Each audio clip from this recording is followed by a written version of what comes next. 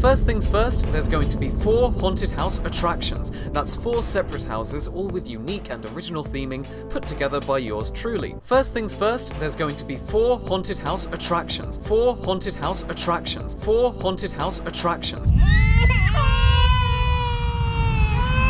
Hello ladies and gentlemen, boys and girls. My name is Quazar49 and you thought that was it. Did I not promise you 4 haunted houses this year? I was scared no one would notice me not addressing the fact that there's only 3 houses in the park. But anyway, that's what this video's for. Welcome to a short announcement detailing the 4th and final house for this year's Halloween update. As I mentioned, I love horror, so much so that I turned the entirety of Vision Park into a playground for the insane, letting the park take control. Although, so far, while a lot of you have been enjoying the update, many have given me some really important feedback that needs to be addressed. And the general feeling is that you want something new.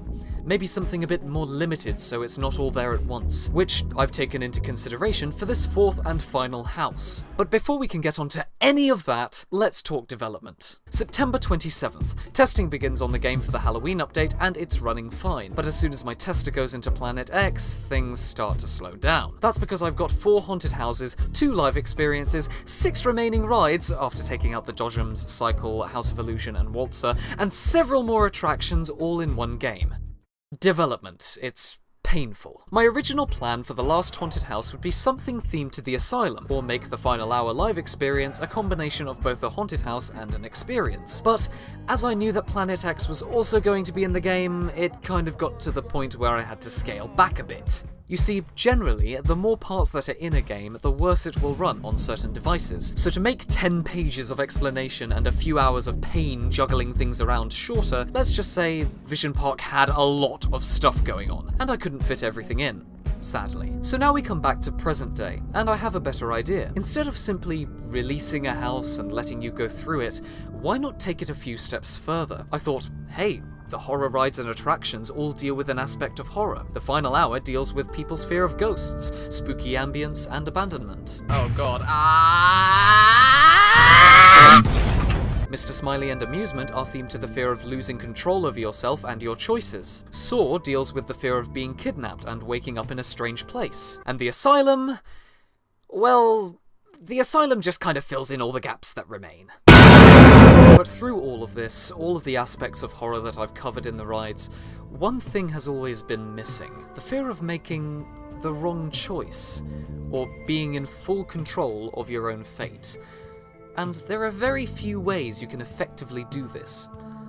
So, I'm sorry everyone, I really am, but you aren't going to get a 4th haunted house.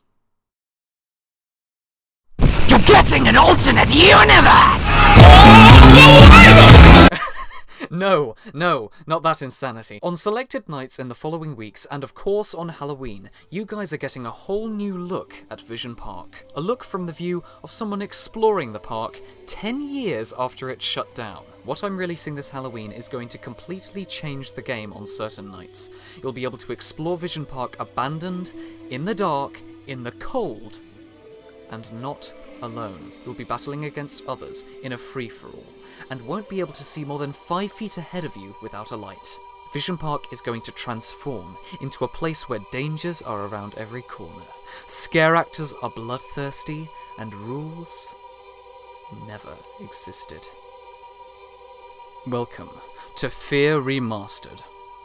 Welcome to Horror Reinvented.